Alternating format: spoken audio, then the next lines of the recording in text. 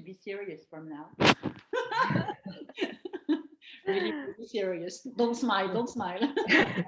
This is recording. Okay. Hello, everyone. Hello, everyone. And thank you for being here.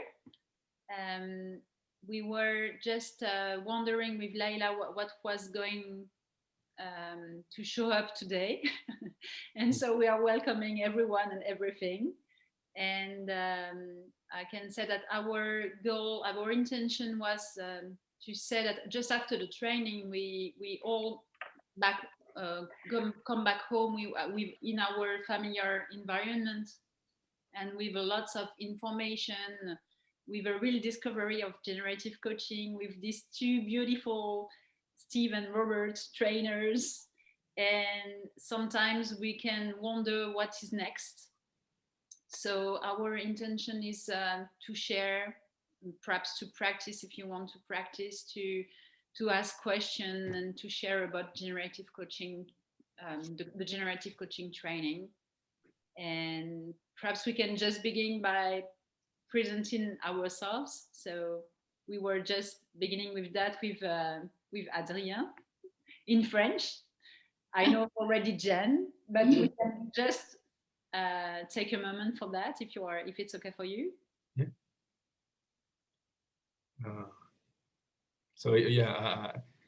I'm Adrien. I'm from France, near Paris, in the south suburb.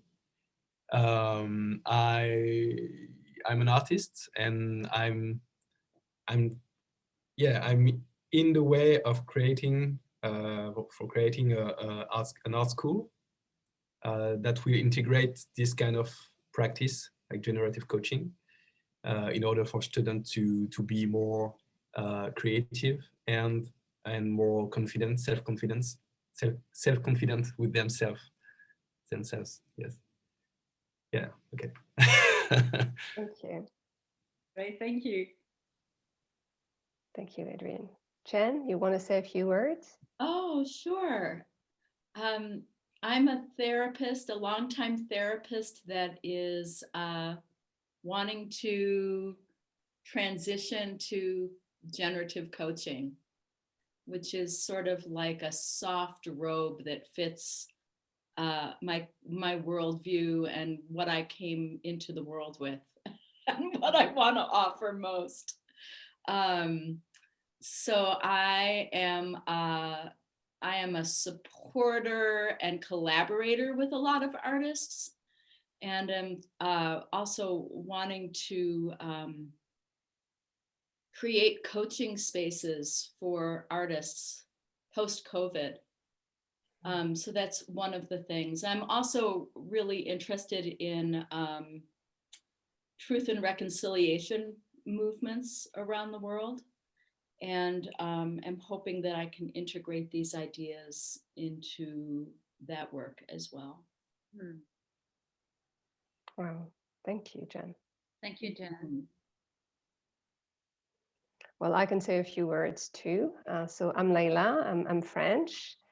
I am a corporate trainer and a generative coach.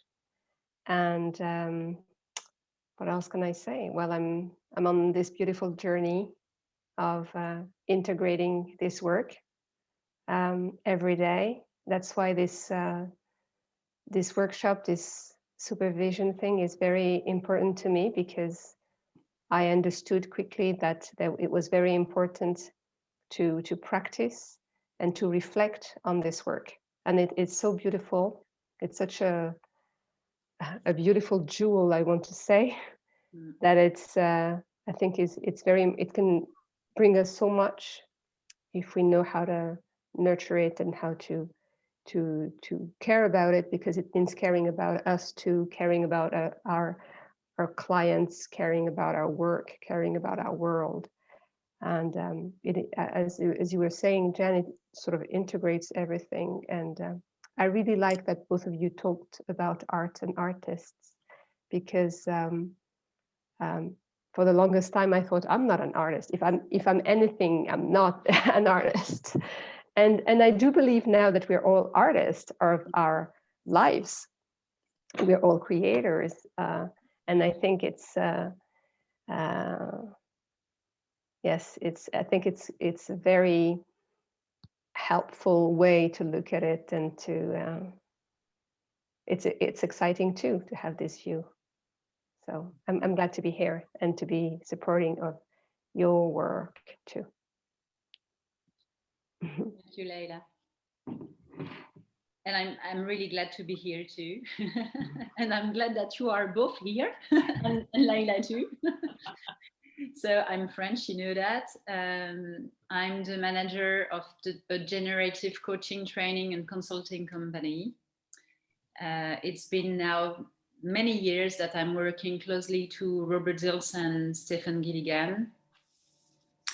And I really like that work a lot. Yeah, it's a jewel, as you were saying, Leila. And I think it has really changed my way of working, my way of training, my way of coaching. I can say also my way of being. It has really changed lots of things. So I really know how important is that work in our lives.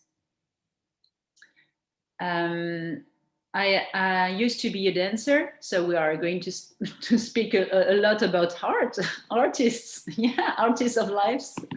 So, and I have developed a method which I call generative somatic movement, which help people to connect or to reconnect to their bodies, to their somatic mind, to their emotions, and to be able to be the change they want to be in the world. So yes, that I really like very much generative coaching training. I did that 6 times in different countries. Yeah, I think I'm addict. Just at each time it's different because it's evolving, and I have incorporated that in my work and lots of generative change work. And finally, it's different each month, each year. It's evolving. Yeah, and that's why that's why it's a jewel. Yeah. So Nathalie, I might see that as someone who's a rigorous learner, not an addict. Yeah. Someone who's really in the school of it. Yeah, because I think at the very beginning I was really here in my cognitive mind, and that each time you go deeper and deeper and deeper, and you integrate that inside of you. And at each time, that's why it's different at each time, because when you hear Steve and Robert, it's not the same message, or you are not at the same level, so you hear the message in a different way. Yeah.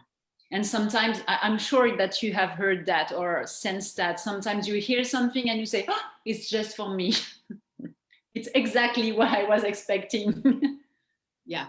It's the moment, it's the right moment for yourself. Mm-hmm. But it can speak to everyone in a different way. Mm-hmm. So, well, that's me.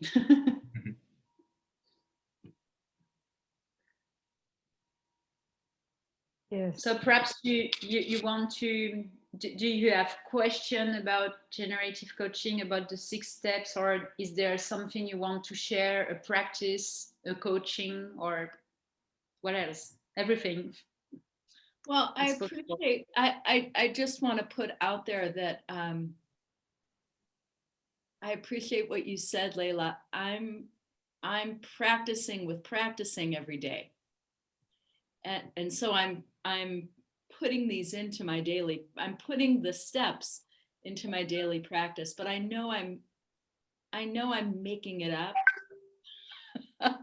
and sort of using it in ways that make sense to me based on as much as I understand right now.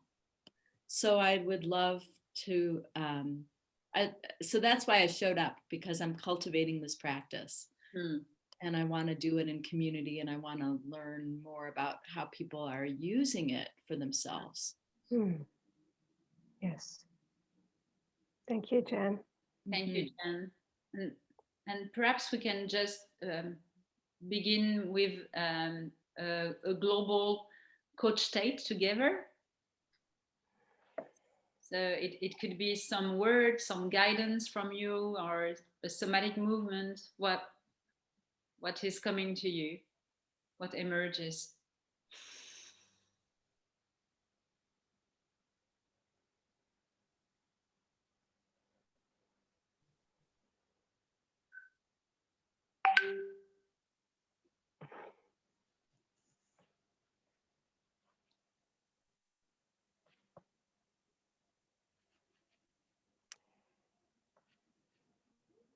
So what I like to do before starting a coach state, I like to scale myself where I'm at right now. Because I know that whenever I connect with any of you guys, I'm already in a coach state. So I ask myself, because I have a pain, like I have a sore arm, and I was like, I don't feel it anymore, so I must be in a coach state. But nonetheless, I do scale so that I'm like, okay, where about am I on the scale from 1 to 10? And okay, if I'm at a 7 or an 8, I'm like, how can you go a little bit deeper, a little bit further? How can you go closer to a 9, maybe, or a 10? And sometimes you just need to ask the question to sort of like go there, you know, how can I go? And there you go. So like your answer is kind of registered. And I liked what you said. I was nodding, Nathalie, when you said I'm an addict, because I think we're addicts of our behaviors too. And I think with this practice, we're trying to become addicts of this generative behavior so that we are more in that state where we can welcome everything. So what I usually do in order for me to get a little bit deeper is that I just ensure that my feet are on the ground and I sense them, the soles on my feet, and I like to imagine roots going down to the center of the earth. And as I breathe up, I can just breathe up all the, all this energy that's coming from the earth, the ancestral learnings that's in the earth. And I'll let it go all the way up to the heavens and back down. From the heaven, I imagine like a golden shower, which is coming through the sky to the top of my head. This golden shower is going down to my shoulders, along of my spine, my hips, my knees, my ankles, my feet, and down to the earth.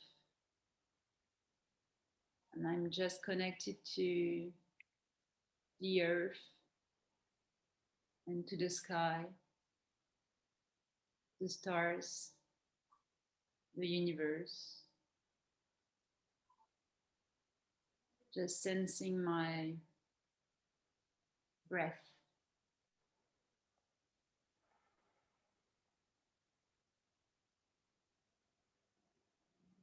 I'm just taking some deep breath from my belly. Breathing and breathe out. Slowing down. Up the hips.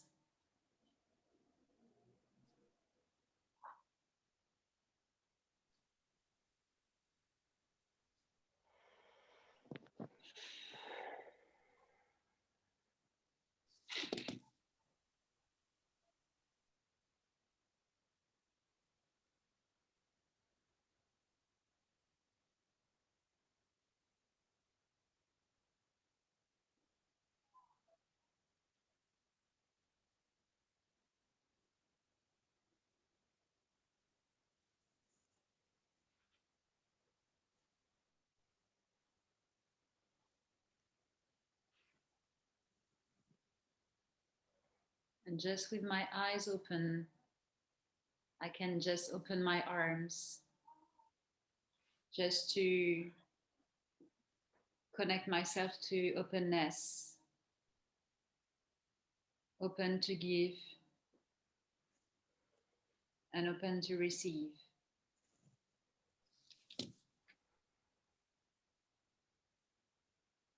Breathe in and breathe out, and sense that you are opening. Relax your shoulders. Just let your arms opening.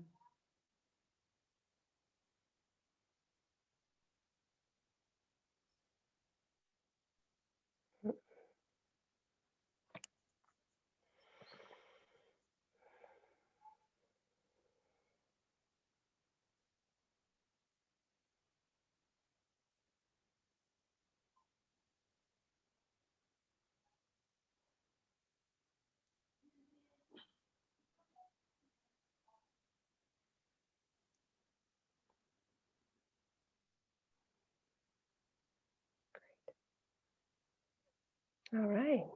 Thank you.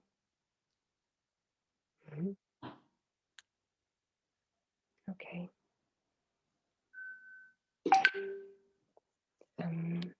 I don't know. Maybe somebody has their WhatsApp open on the Yeah, computer. it's me. I'm just quitting. Sorry. That's okay. Sorry. Okay. So shall we ask for the intention for today's supervision workshop? I can start with, I'd like to give my intention somatically. And so what comes to me is this.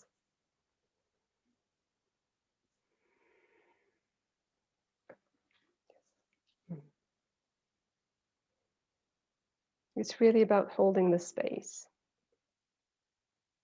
It's my thing. I like holding the space. It often comes as an intention. Thank you, Leila. Thank you.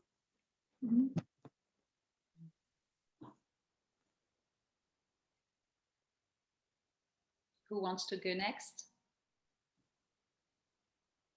My intention is to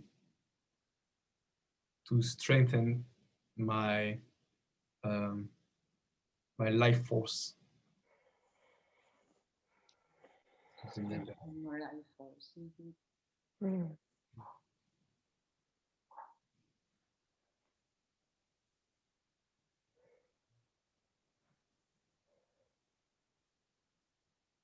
Beautiful. Thank you. Thank you. I see the warrior inside of you. in this gesture. Oh no, I was taking in Adrian's beautiful. Yeah, I was taking that in and wondering how that might shift. Isn't that interesting how as we do that, we feel this energy? Yeah. I was thinking it's such a beautiful intention, bringing in the life force, strengthening the life force. It's such a beautiful. Yeah, I like what it is giving me, because it's containing strength. Yeah. And it's also protecting strength. Yeah. Interesting. Isn't that interesting? Yeah, that's interesting. That's why it's really important to experience the somatic gesture, because the meaning or what we sense can be totally different. Yeah. It depends on the day, of who we are, of so many things, finally. And the body knows things that we can't figure it out just from here. So it's that the understanding is implicit. And if we don't make the gesture, then we stay on the explicit side of the understanding. That's why when we don't know, if we connect to ourselves and to our somatic mind, we can find lots of answers because our body knows.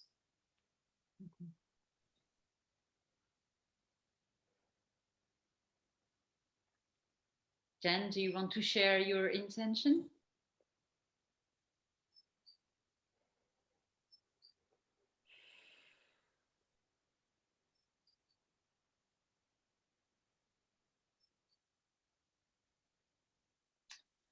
Well, it's a little strange because other people are going to be watching this, right?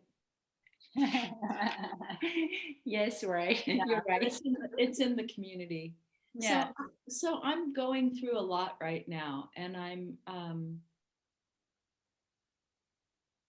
experiencing how easy it is to be in crash state, and how easy it is to switch that off, easier than I think. Mm.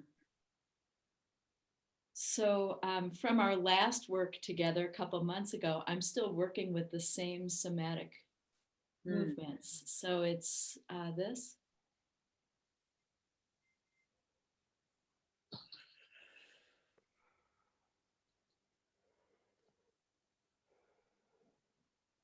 And it's this.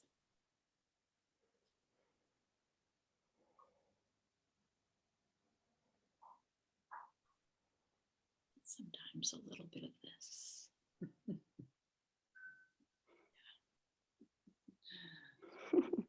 That's great. And this is regal and harnessing higher power energies. And once I access some of that, then this is sort of lioness protection of that energy. I like that. Well, it came from our work. I remember. It's had a long shelf life. Great. Thank you, Jen. Thank you. And my intention for this session is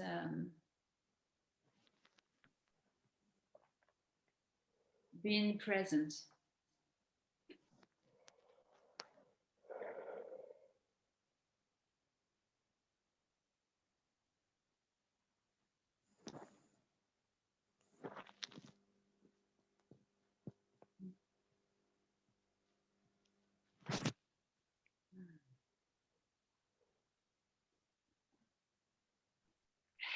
Thank you.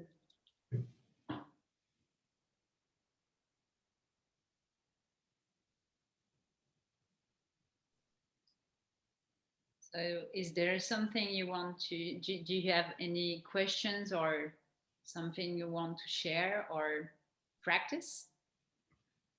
Yes, I have one.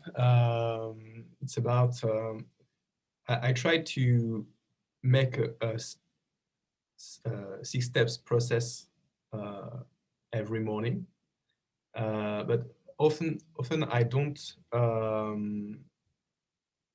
really meet the obstacle. See, I don't. There is nothing that comes to me. So I just stop before, like I do 1 or 2 steps, and then I lose focus because there is nothing happening. So what you're saying is you go to the first step, which is creating a coach field. Yes. And then you go to the second step, which is setting an intention. Yes. And no obstacle there for the moment. Yeah. No, there is nothing that I can grab. Okay. And then you move on to the third step, creative generative state. Is that it? Yes. And then the fourth, taking action. Yes. And still no obstacles. I think I don't know. Maybe it's because the steps that comes to me are not that concrete, or there is nothing really changing. It's two solutions. One is that there is nothing really challenging. One is that there is too many things really challenging, and so but the effect is the same. Like there is nothing that I can meet. See.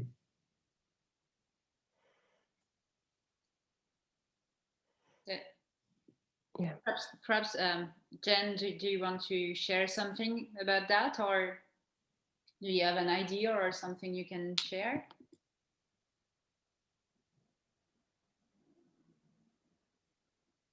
Just think it's so interesting that and I wonder what it says about you, Adrian. I want to say your name right. Yes, Adrian. Yeah, it's my favorite name. I mean, I wonder what it says about you that the obstacle doesn't show up so clearly. And maybe it's not there for good reason. Because for me, when I move towards stuff, you know, and this is probably some of my Jewish ancestry too, all there are obstacles. You know, it's so obvious. All there is obstacles. And I think, well, that's interesting. Does that say something about sort of like assuming that there's going to be obstacles? Maybe, right? Maybe there are some days where the obstacles aren't clear, and that's okay. Does any of that make sense? Sometimes I assume that the obstacles are going to be bigger than they are, that they're always going to be there. And I just think it's so interesting that you have experiences where they're not showing up. I know they are here, but I don't see them. It's like almost like a cloud that is everywhere, but I can't grab it. How do you know that they're there?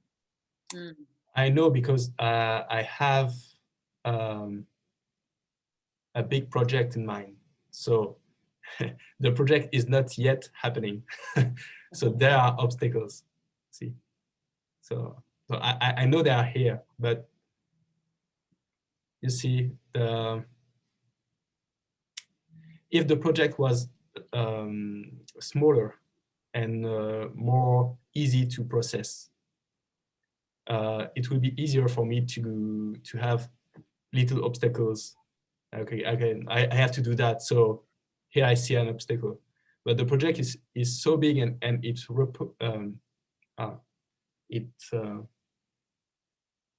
yeah, only faith can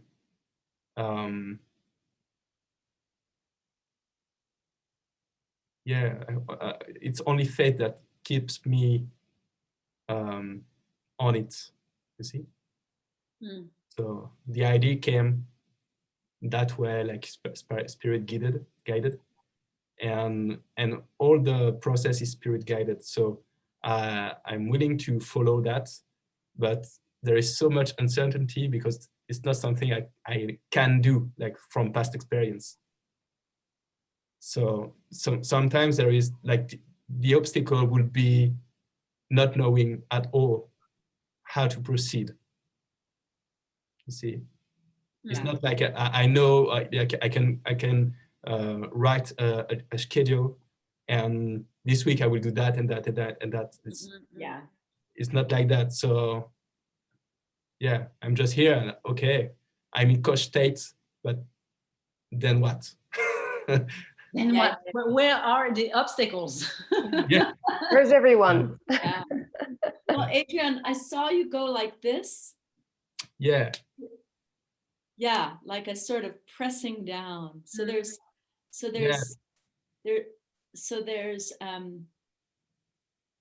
I guess what I want to share with you from my life is that obstacles can be sneaky. And they can be sort of like, well, I'm not going to show you exactly who I am, what I am, or even an image, but we got something. We got something. Yeah, but I think this was a way for me to find my word. In French, it's repose sur. It's to lay down, to lay on. Like the sentence was, my project land on faith. Faith. Land on faith. Yeah, this was my way to express that. Oh, got it. Got it. Got it. I would like to give you a feedback, Adrian, with what you've said.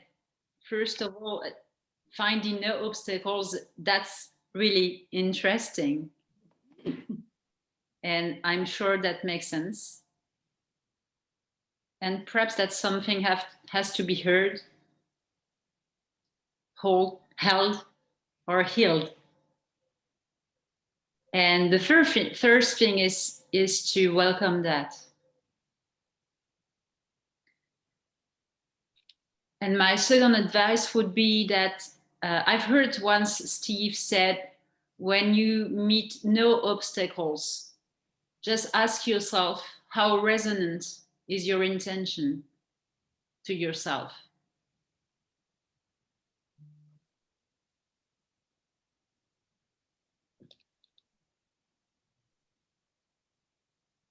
I don't know if you have resonance with what I'm saying, but the question is, when I'm setting my intention, do I really feel resonance inside of me?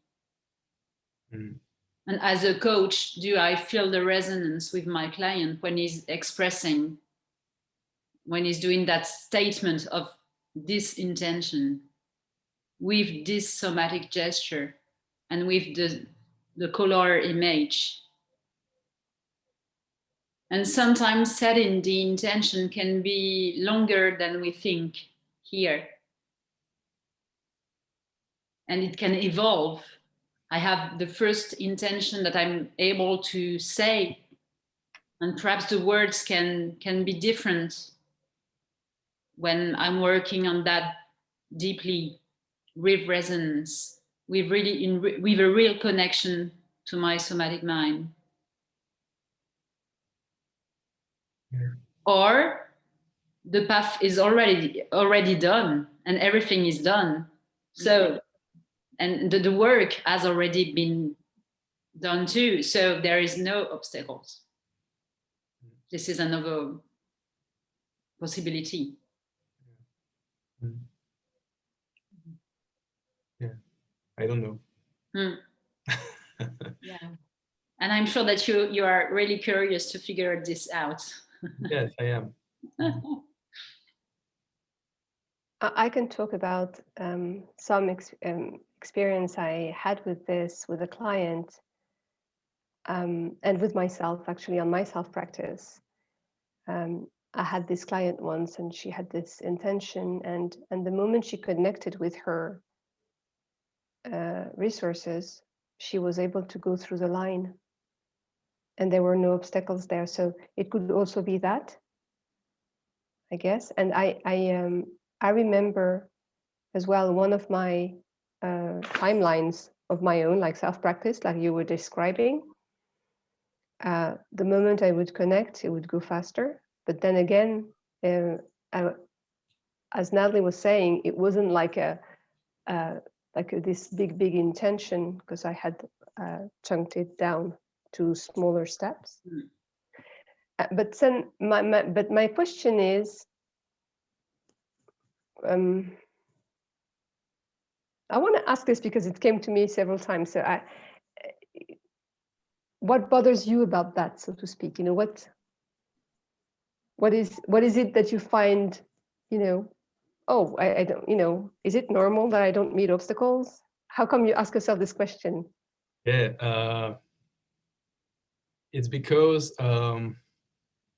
it has been maybe a year that my wife and I, we feel guided to just do nothing.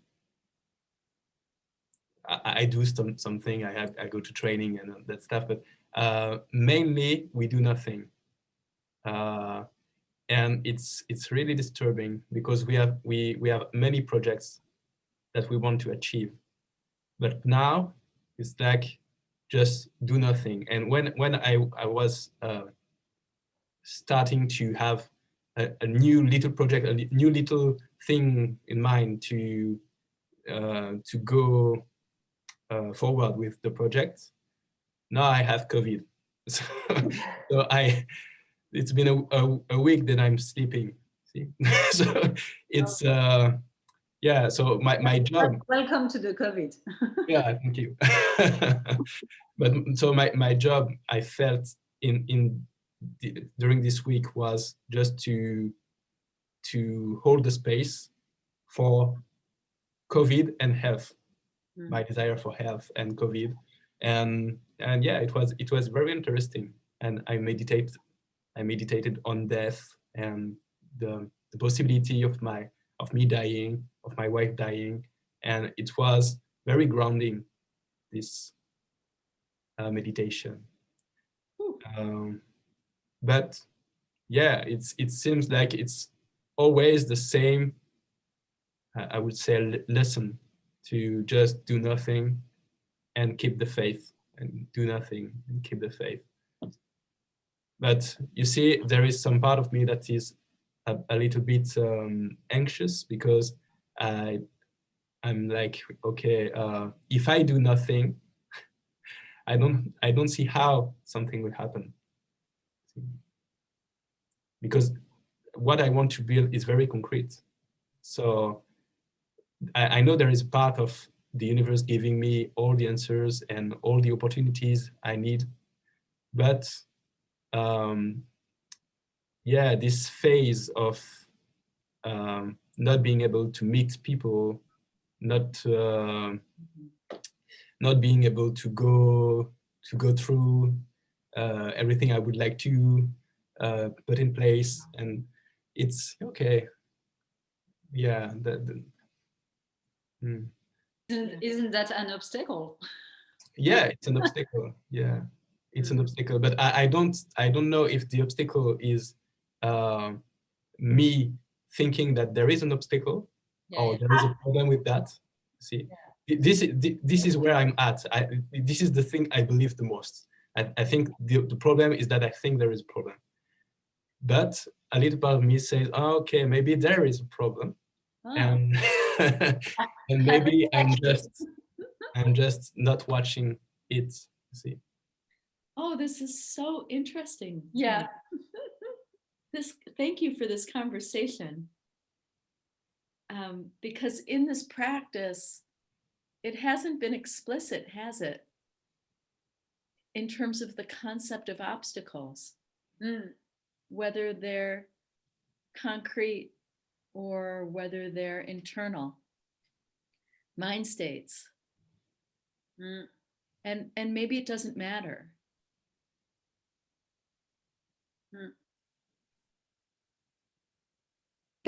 Yeah.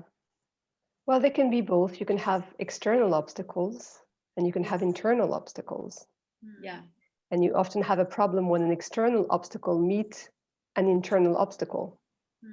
Whereas if you have an external obstacle meeting a resource, an internal resource, then you may be okay. Yeah. I have a question. I'm intuiting something. And in this work, if Adrienne was if I was coaching Adrienne, would it be within the ethics of this work to share what I'm intuiting? Yeah. Just in the conversation?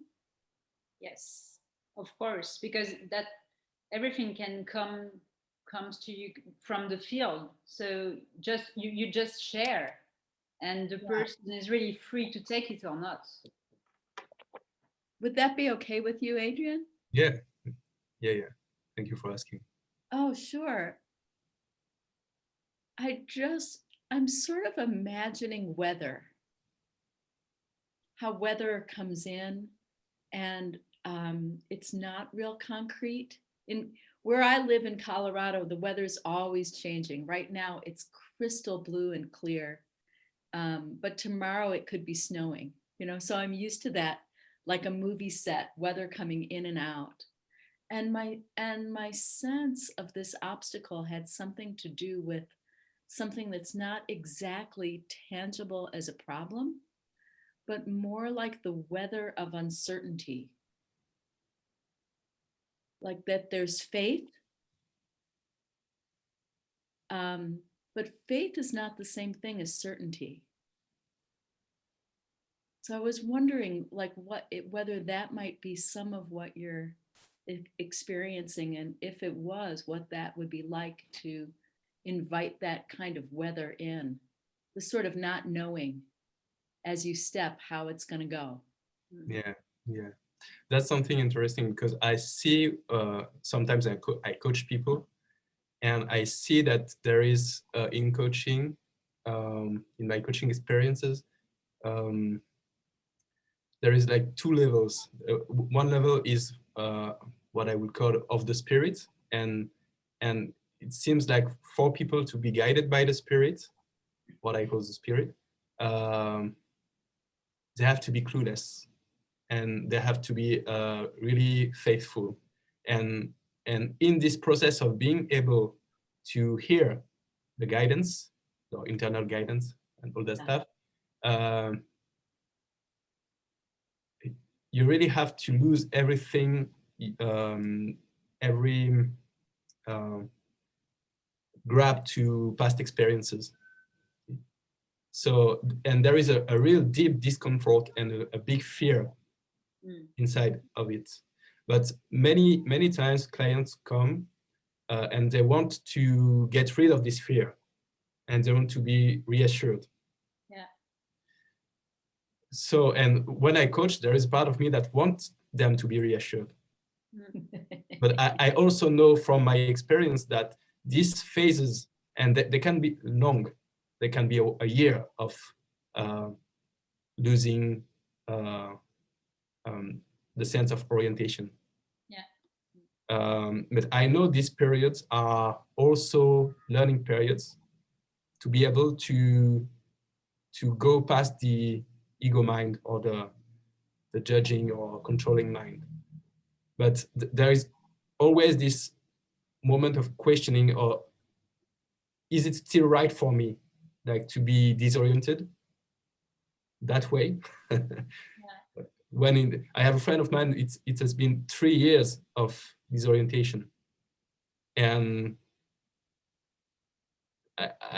he seems confident in leaving that, but for me it's like, okay, it goes on, and okay, yeah. So well, maybe you have a feedback to. Yeah, I just would, what emerges when you're saying that is that the thing is, I think the main thing is that we are mainly in fight with our obstacles, or in flight or freeze, and taking the time to welcome the obstacle is really, can be longer for some people. It depends on the obstacle, it depends on you, on the period, on the time. So the first thing is to welcome, but it's something really difficult. Just to share an experience, I'm working in health coaching, and I'm working with people with cancers. And so there is always, we say, a sense to the illness. But when you need is not the right word. When we are speaking about welcoming your cancer, it's really difficult for people, and it can take a lot of time before being able to follow their healing path. Yeah. And they can't follow their healing path before having welcoming the obstacle. So whatever is the obstacle, it can be fear, or just I'm blocked, or you were speaking with our past, or it's something you need to go to the next level and you are blocked here, and you don't dare to go to the next level. So there is an obstacle, and it can take time to welcome that, and just welcome the time that we need. to being able to welcome really the obstacle, and everything is okay.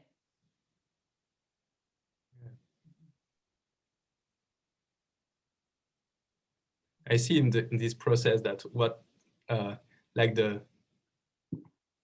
generative coach faith is that faith, the faith, the faith of generative coaching is that I'm sure it makes sense. It's like the little kind of prayer of, okay, whatever is happening, I'm sure it makes sense. It's like, yeah, okay. That's why I was reminded that to you. Yeah. Mm. Yeah. Yes, they're called the mantras. Mm-hmm. That's interesting. Yeah. I'm sure it makes sense. Just what Nathalie just said. Yeah. Maybe something is trying to heal or be heard or be held, and then welcome. What came to me was two things. Well, first thing was, Houston, do we have a problem? Is there a problem? If there's the problem, if there's no problem, there's no problem. If things are, clients come to us when there's a problem. And they also want something. Sometimes it's hard for them to utter it, to say exactly what they want. Sometimes, as Nathalie was saying, it's a whole session, maybe more. So I always ask myself, what came to me was, is there a problem? And then what is it that you want? In terms of like, when you go and see a client, it's different here because we're talking about this self-practice. But as long as there's no problem, it could be there's I want to think that it could be there's no obstacle for now. It could be that the obstacle is hidden because it's a deep obstacle that's going to hide and find every possible, hiding place so that they're not going to be seen or heard or dealt with or transformed into a resource. Can you imagine? That would be terrible. So it could be that. It could be just, for now, I always try to, people are not necessarily ready for, everything like every day. So it's also, there's a question for me of maturity, of maturing that. That's why I was speaking about resonance with the intention.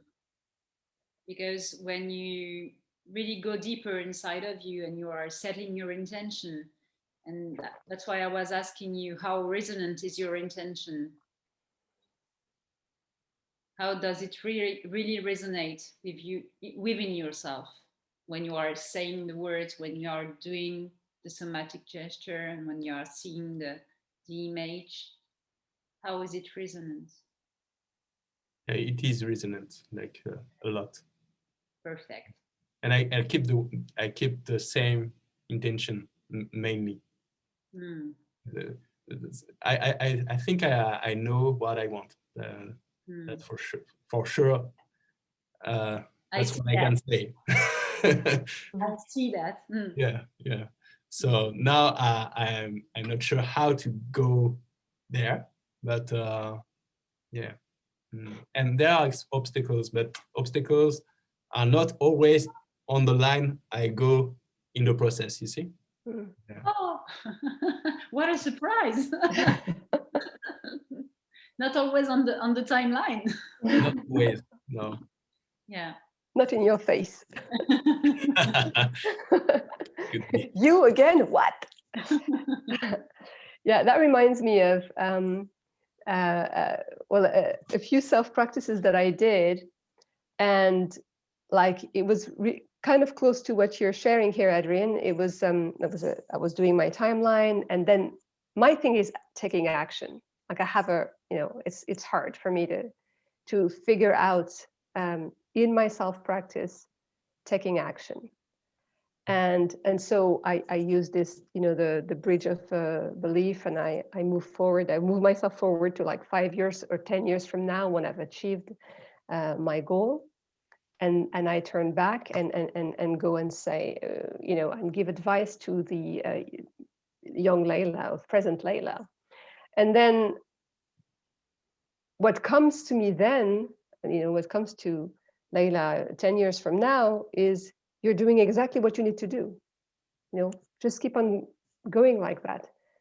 And sometimes the other Leila is pissed off. I'm telling you, tell me something, what I need to Yes. So then I know I'm not in a coach state anymore.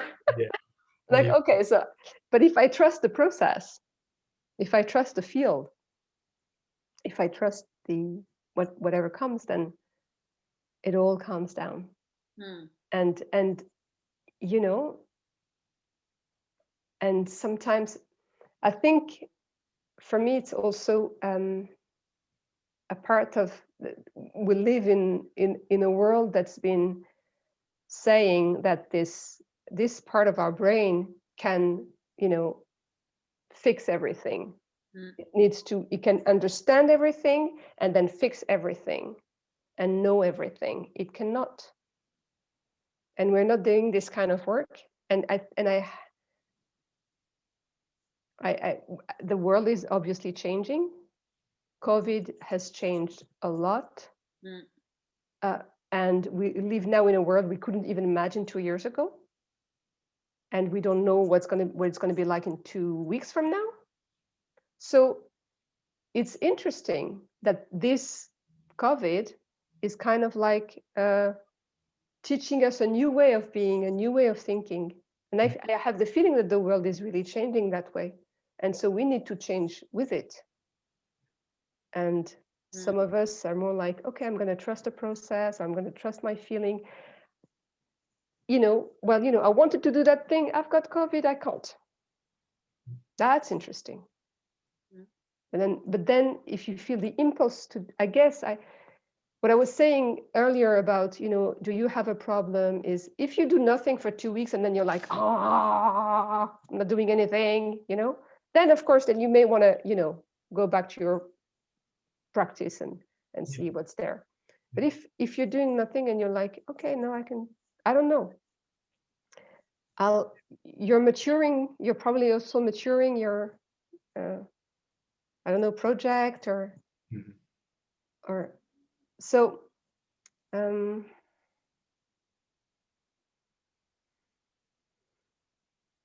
What I'm saying is that sometimes, I used to do like 100 things. You know how like people say, if you want to have clients, you have to call 100 people and maybe you have one person that says yes, And when I was doing these processes,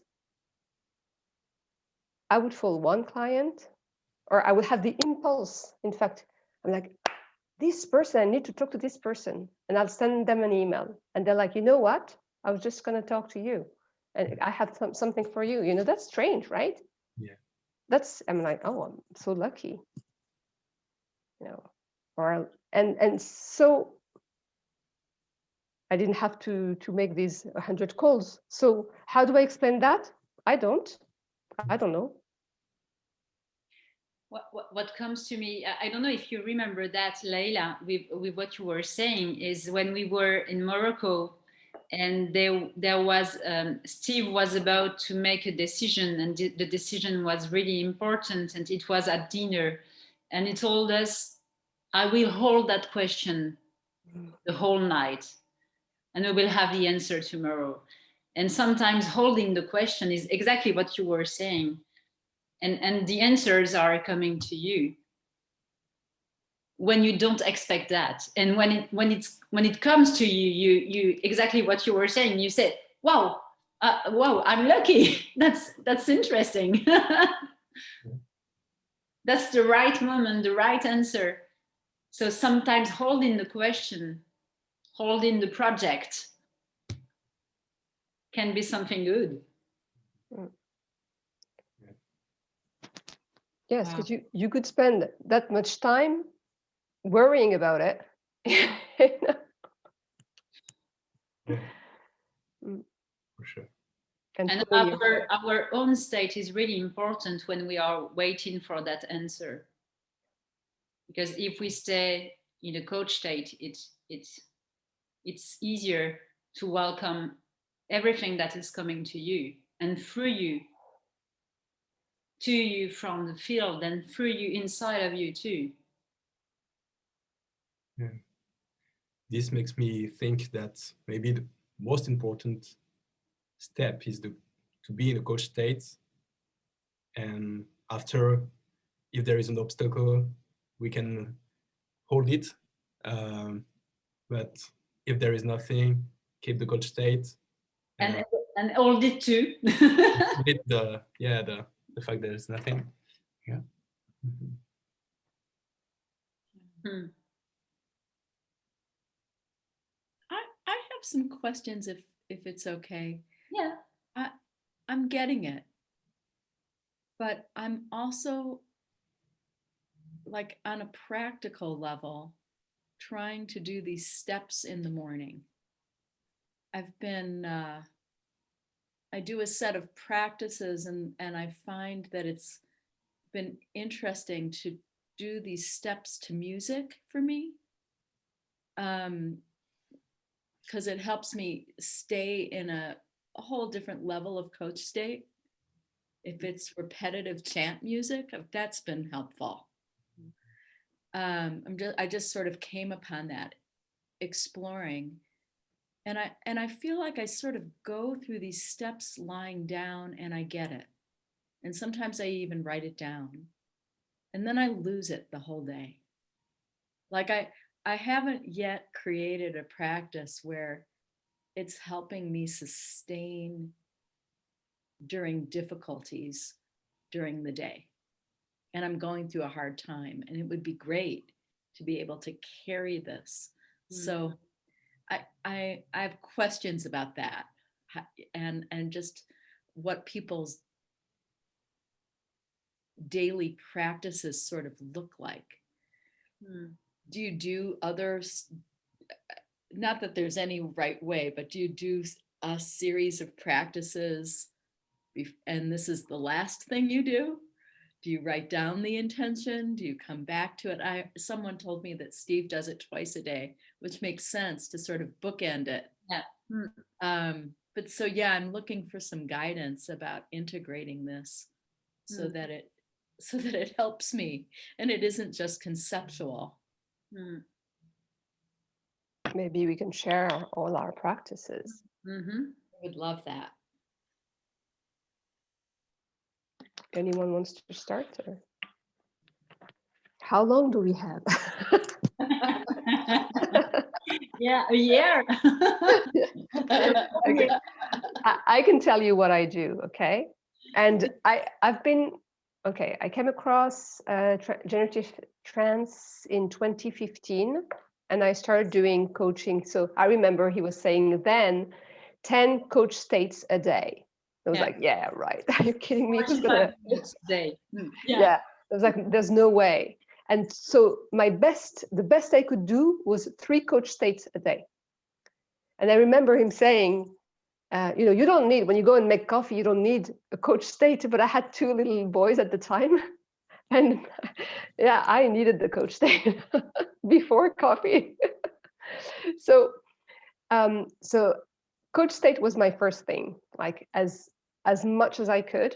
And I will try to do it like even in the subway, on the subway, not holding anything, being standing and just trying to find my balance. And that was a great thing because at the time I used to take it every day. And so because I was tuning in like every day, back and forth, like going to work and back from work, then it became like an anchor. So I would just need to go on the subway, stand there, and I'd be like coming to work, I'd be like in a coach state. And so the practice is also going to help you do that. Getting in faster, holding it longer. then I started doing other things, but because at first I wasn't sure what it meant, except for doing a coach state and doing a timeline, for instance, the whole 6-step thing. But I know now, I understand now that my walk in the forest is a practice, because when I'm there, like I say, I put myself to the frequency of the trees. I feel like I'm going down deeper. I connect with the earth. I connect with nature, and I connect with my true nature. Sometimes I meditate with guidance. Often I have something in my ears. I have a whole bunch, depending on how I feel about it. Mm-hmm. Sometimes I do Qigong. It's also a practice that I do. Then I feel all relaxed after. I know I'm in a coach state afterwards. Yeah. Sometimes I just do this singing. I go on YouTube. There's a singing coach, and I do just like the warm-ups, and I feel so relaxed afterwards. I'm like, I'm so in a coach state, like it's nobody's business. All right. Yeah. And sometimes I just dance, you know. I put good music on, and I dance for 5 minutes, and I'm like, woohoo! I'm in a coach state. Yeah, so it could be a lot of things. And the more, like my experience is that the more stuff you have, the better it is, because you can switch from one to another. You can have something handy. Can't always take 30 minutes to do my Qigong practice, but and then the more you do it, the easier it gets to get there. And we were talking about addiction earlier. We are addicted chemically, we are addicted also to our behaviors. So someone who's, and so for me, it's always, okay, we have the right to also go through our, so to speak, negative emotions at times. Sometimes I'm like, okay, I'm just going to give up because I can't get myself back in a coach state, and I'm just going to go through this, and then I'll come back up. But most of the time I try to hold it that way. Yeah, well, this is really helpful, because I have a whole menu of things, and as you said that, I realized, wow, this work is really paying off, that I even have a menu. Like I have a menu. So maybe it's a little bit like cultivating. I'm sort of imagining a container, like a potter at a wheel. And so maybe as I go through this crisis, I can sort of see myself at the wheel, cultivating slowly. If I can't get there, that's okay too, but that the intention is to cultivate that coach state all the time. Yeah. Because it's a filter. It's like it makes or breaks my relationship with reality. There's a lot at stake between crash and coach. There's a whole reality at stake. Yeah, that's helpful. So you started cultivating that. Yeah. And then can you talk a little bit about, or can anybody talk a little bit about their relationship in holding a timeline? When you say holding a timeline, with holding the intention? Yeah. Yeah. Because I think part of also where I've been getting confused, and it's not so helpful, is that I set, the Hebrew word is kavanah. It's like setting an intention for the day, which is fine and good, but it isn't always connected to my timeline. So it's sort of in the air, and that hasn't been helpful. And I could see that if I could ground my intention with real world items of movement, Mm. that would make all the difference. I've been missing that part. Yeah. Yeah, setting an intention can be something bigger. Adrienne was speaking about a big project, Yeah. something really important. Yeah. And sometimes, yeah, indeed, you can set an intention just for the day.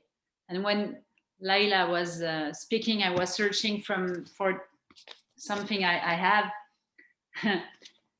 When the lockdown began last year, I did 50 days of setting an intention with image and lots of intention inside, and I wrote on that every day.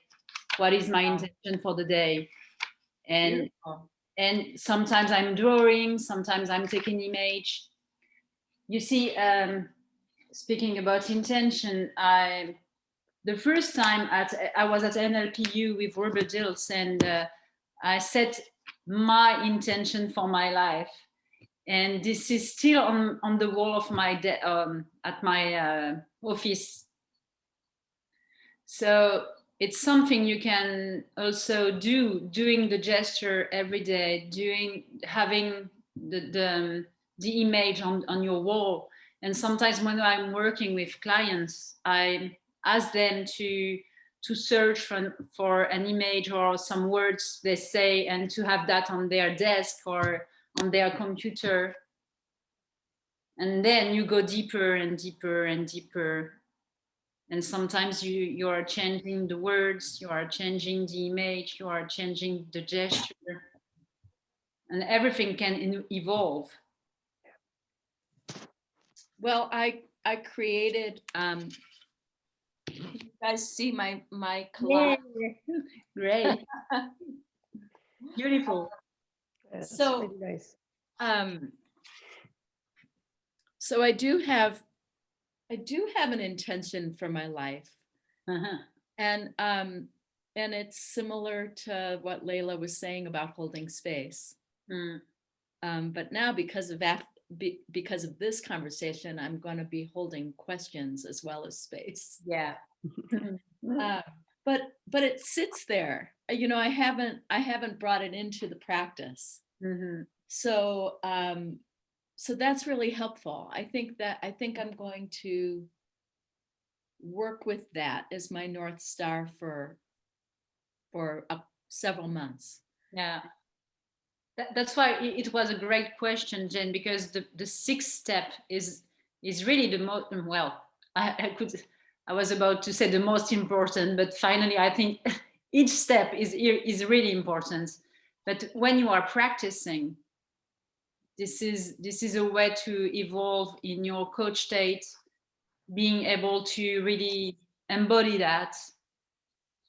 And well, for example, we were speaking about coach state. We were doing an exercise at the beginning of that session, and we were closing our eyes and being able to be in a coach state in your car with eyes open. In each situation of your life, when I'm arguing with my daughters, I'm doing a coach state. When you are, well, it's a way of being. Yeah. And sometimes you of course you disconnect from that, and you are in a crash state. It's just human to be in a crash state, but you reconnect really quickly to your coach state if you are practicing. And it's the same for the intention and for your path when you are taking actions, and when you have lots of resources with you. So it's easier to transform obstacles, whatever comes to you, because you are practicing. And just to continue this conversation, to get an idea of how people are moving through the 6 steps in their lives, is it somatic? Do you get up and move? Yeah.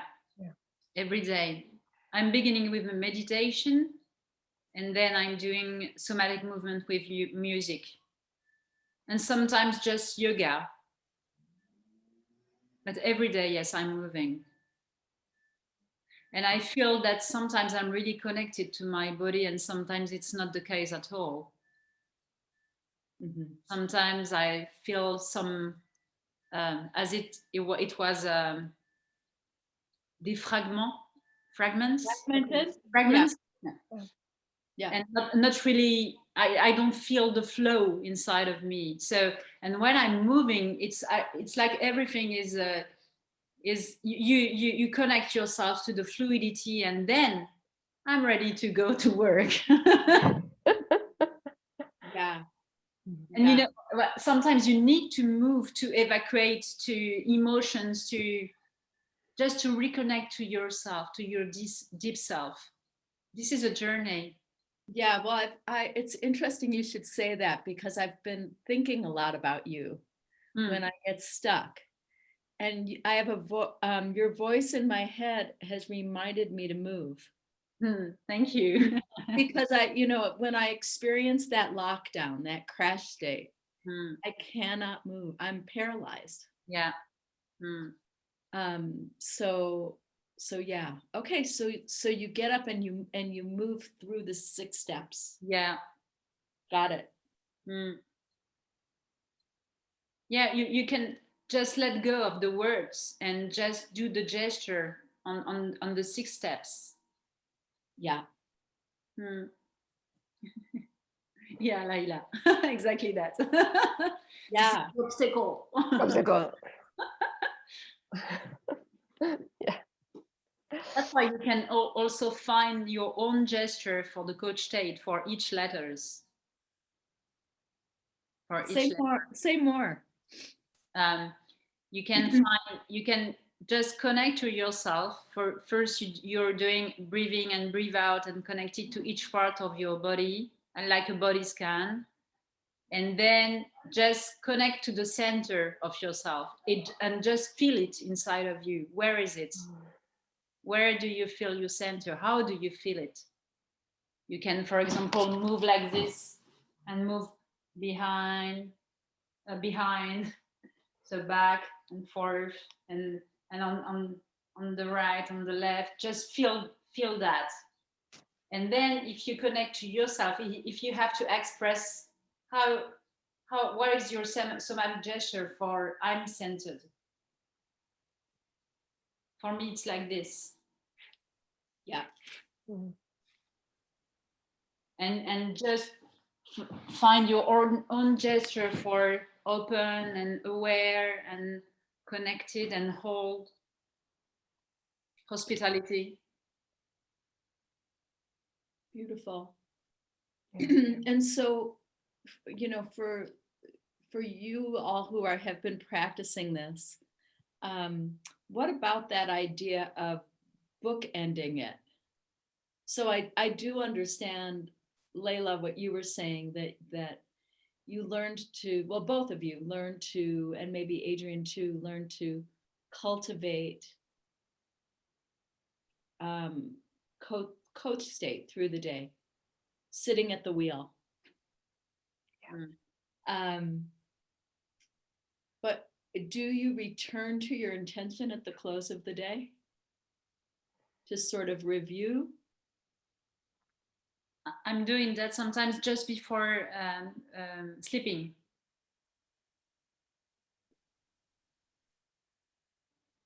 Sometimes I forget completely even setting an intention for the day. I just stay with the coach state. And often what happens to me whenever I meet an obstacle or I feel uncomfortable in my body, then I'm like, okay, what's going on here? Okay, go back into your coach state. And that sort of reminds me. But depending on what kind of week I have ahead of me, what kind of day I have ahead of me, if there's something at stake, or if I know I'm going to meet obstacles, then I do stick with it more easily because the circumstances are challenging. And at the end of the day, lying down this time on my bed, yes, I go through it and I'm like, okay, that was a good day because that happens like I wanted it to happen, or it was closer to what I wanted.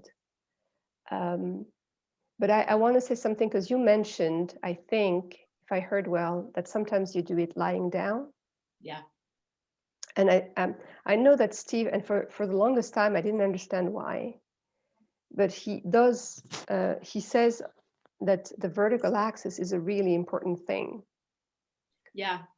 So you're definitely better off doing it sitting or standing. Yeah.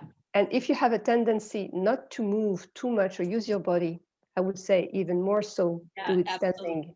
Yeah. Yeah. I sometimes have back problems too.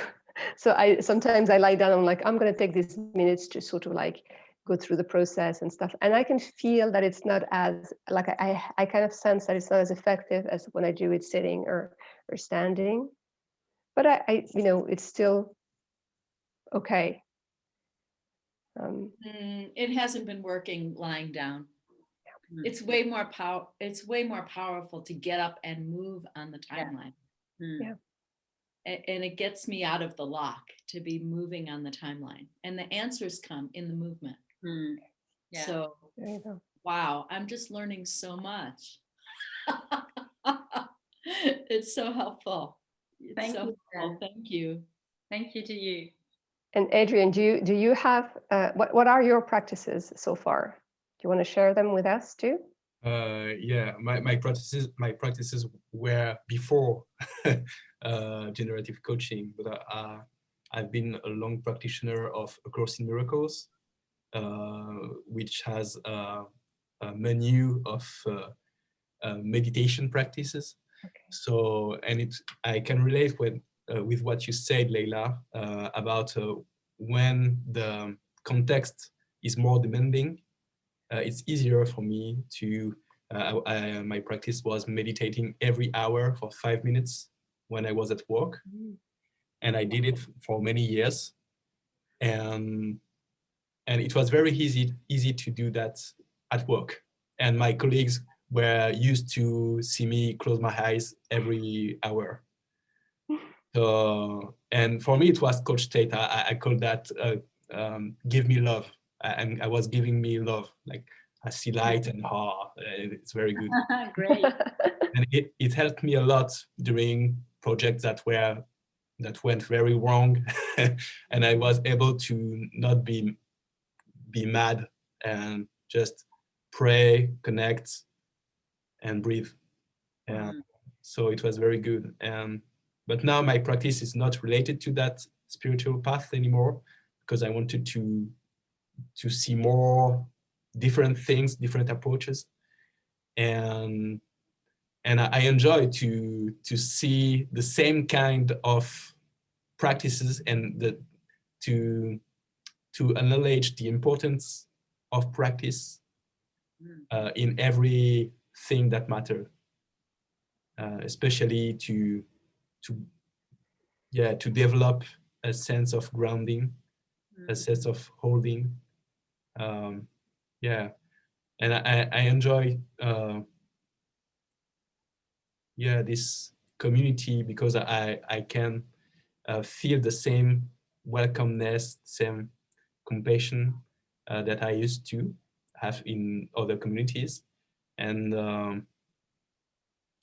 yeah, it allows me to share even when I'm not, like I make newbie mistakes, like for the beginners.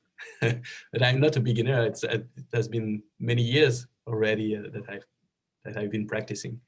But I enjoy to share that because I think the conversations that come with this being open to share, like beginner mistakes, are reviving the teaching. Beautiful. Right. Yeah. Adrian, you just changed my life with something that you said. When you said practice in everything that matters. Wow. That's a game changer for me. Thank you. Thank you.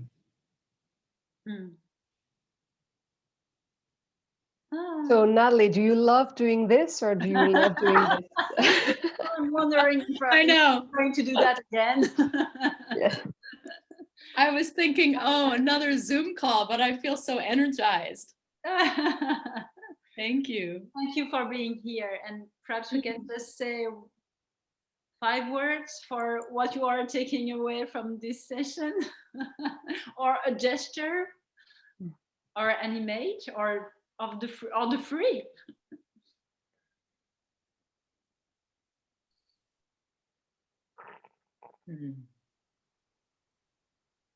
Well, mine is practice in everything that matters.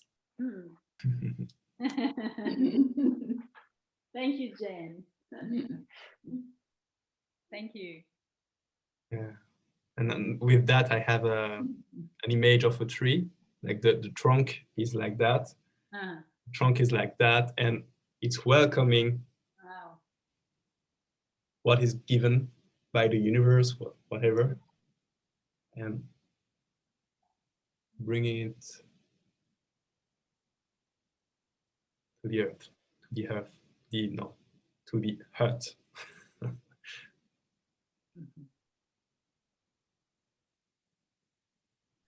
Thank you, Adrien. Merci. Well, what comes to me is what I heard Robert say not too long ago when we were in Paris. He was saying, if you're not comfortable doing the coaching, if you don't trust yourself as a coach, trust the process. If you can't trust the process, trust the field. If you can't, and this comes back to me because I'm like, isn't this so beautiful that we meet together and we share together and everything resonates for everyone, like it was the place to be, so to speak, and that it's there's this saying in French that all the planets are aligned when things go well, and somehow I love to believe that planets are aligned all the time. Even when you don't notice. And I think it's true, because it really depends on what you're looking, how you look at it. Really, they're aligned. So thank you all for being here and sharing. Thank you, Leila. Thank you. And that's really amazing, because I was about to say just before you were saying that I really feel aligned inside. Yeah, and so that's really amazing to speak about planet are aligned. So okay, thank you, and it was really nice to see you all and to be with you, to be present with all of you. So thank you very much. Thank you. Thank you. Thank you, everybody. Blessings to you. See you. Bye. Bye. Bye. Bye.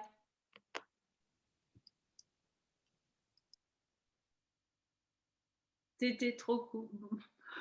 C'est bon. Attends, je vais arrêter là. Recording.